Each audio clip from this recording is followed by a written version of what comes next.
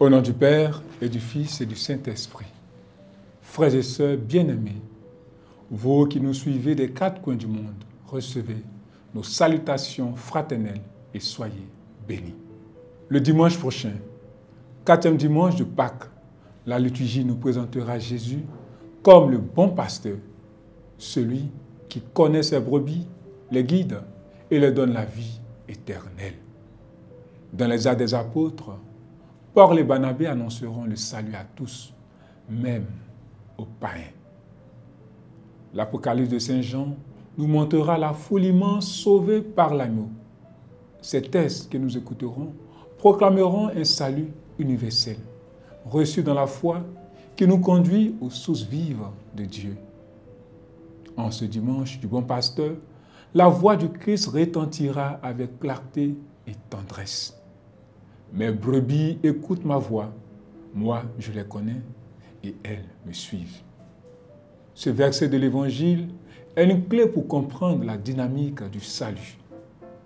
Un appel personnel, une réponse libre et une promesse de vie éternelle.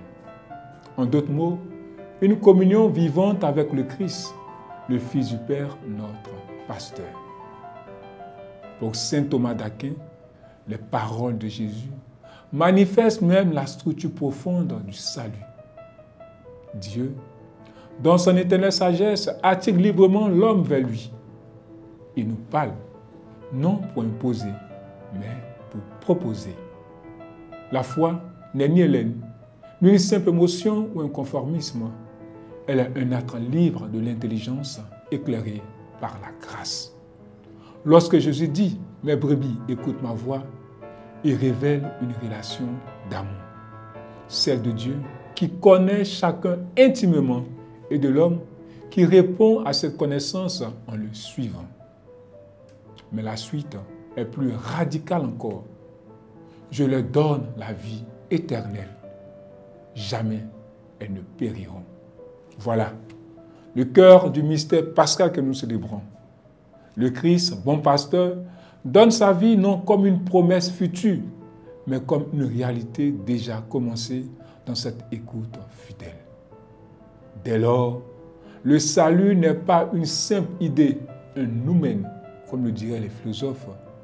Il est une histoire vécue entre Dieu et l'homme, une aventure dramatique où l'amour de Dieu prend sur lui les ténèbres du monde pour en faire surgir la lumière. Ce don de la vie éternelle sera mis à l'épreuve dans la première lecture, où Paul et Barnabé annonceront la bonne nouvelle. Certains accueillent cette grâce, d'autres s'en détournent, se jugeant indignes de la vie éternelle. Quelle tristesse!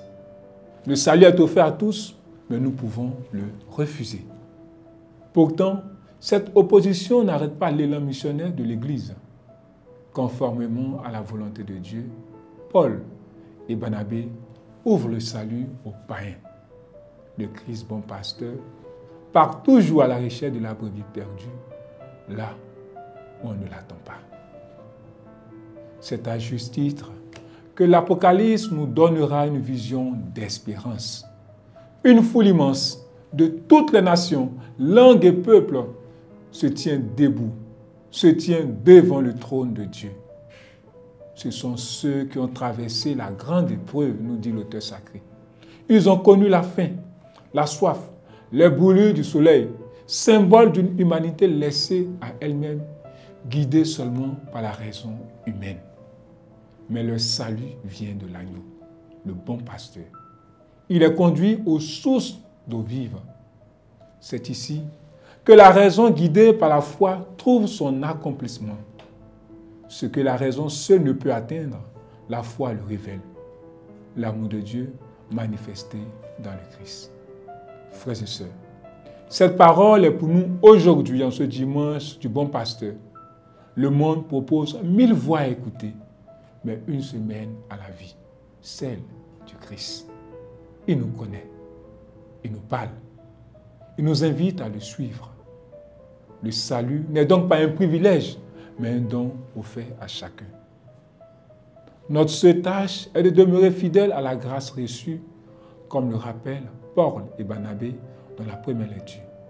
Restez fidèles à la grâce de Dieu. Ne nous jugeons pas indignes du salut. Ne nous enfermons pas dans les raisonnements sans espérance. Laissons notre intelligence être éclairée par la foi, notre cœur transformé par l'amour du bon pasteur. C'est ainsi que nous serons comptés parmi cette foule immense que l'agneau conduit vers les sources de la vie. Amen. Au nom du Père et du Fils et du Saint-Esprit, que Dieu vous bénisse. Amen.